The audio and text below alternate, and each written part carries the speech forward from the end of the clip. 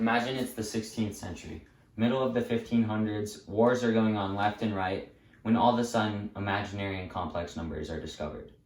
While these numbers might not seem nearly as important as everything else that was going on in the world, they've helped to further our understanding of mathematics and have deeply changed how we as students learn to this day. Hello, I'm Ayriss, and today I'm going to be teaching you guys about imaginary and complex numbers. Like the professional teacher that I am, I'm going to be splitting this lesson up into 3 parts. The first part, we're going to look at what these numbers are, define them, and look at equations. Then we're going to look at the history, how and when these were discovered, and then lastly we're going to look at why it all matters. So most of you probably know what an imaginary number is due to your previous knowledge from Math 2 and 3. But for those of you that don't know or simply need a refresher, an imaginary number, or simply written as I in the equation, is equal to the square root of -1. Now, a complex number is a number that is split up into 2 parts, a real part and an imaginary part, according to Malton 2019. Now, the real part of the number is any real number, and then the imaginary part is any imaginary number with a coefficient. Now, this could be 7i. The 2 parts are joined together by a plus or minus sign. So we're going to look at an example here. So one example would be 3 plus 2i. Now, the real part in this, or the a value, is 3.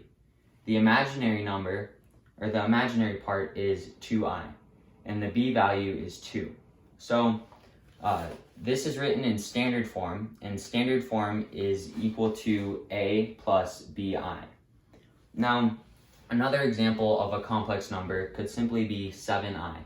While this doesn't have a clear a value, the a value is actually 0. So 7i is a complex number because it could be rewritten as 0 plus 7i. So with the real part of 0 and the imaginary part of 7i, this qualifies as a complex number. So now that we know what a complex number is, it's simply an imaginary number joined with any other number. We can look at how this can be applied to other situations. Say factoring. We have x squared plus 4. Now, this used to not be factorable because if you try to split this up into 2 groups, say x plus 2 times x plus 2, you end up just getting x squared plus 4x plus 4 instead of the desired outcome of x squared plus 4. Now, with our understanding of imaginary and complex numbers, we're able to actually factor this into x plus 2i times x minus 2i. When you FOIL this out, you end up getting x squared minus 4i squared. And as I mentioned earlier, I is equal to the square root of -1. This means that in the equation, I squared is equal to the square root of -1 squared. The square root of anything squared cancels out, leaving just the radicand. So this means that I squared is equal to -1. If we plug -1 back into the equation of x squared minus 4i squared, we get x squared minus 4 times -1. Now, -4 times -1 is equal to 4, leaving you with x squared plus 4. This means that you are able to use the complex numbers in order to factor this into your desired outcome.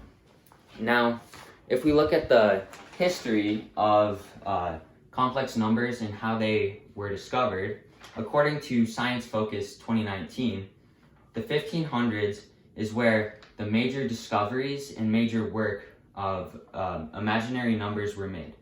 More specifically, in 1545, Girolamo Cardano wrote a book finding how to find the square root of a negative number. This is through imaginary numbers.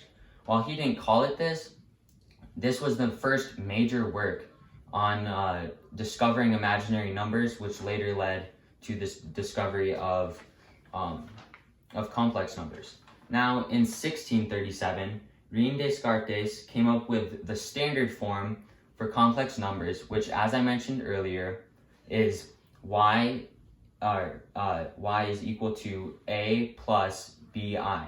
Now, Descartes also came up with the name of imaginary, but it was supposed to be more of an insult and a negative comment, because he did not enjoy working with these numbers at all, because they were very tricky.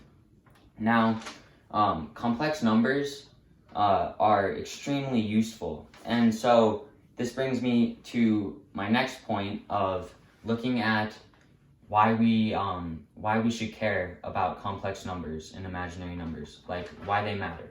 So they're extremely useful in furthering mathematical knowledge, because before they were discovered, we were not able to find the square root of a negative number, or say factor an unfactorable expression like x squared plus 4. But now, with our understanding of these complex and imaginary numbers, we're able to do that. This makes them extremely useful in furthering mathematical knowledge, which benefits us all. Now, this discovery has also allowed mathematicians to make new breakthroughs, which once again furthers our understanding, and by knowing more, we all benefit. So this clearly shows why we should care about complex numbers, because when we understand how things work, we're able to make we're able to discover new things and make more progress forward. So this benefits us by furthering our knowledge and understanding of how the world works. Thank you all for listening to my lesson. I hope that it taught you guys well. And if you could go fill out my survey to see how well you understood it, that would be greatly appreciated. Here I have my references. Subscribe to my YouTube channel.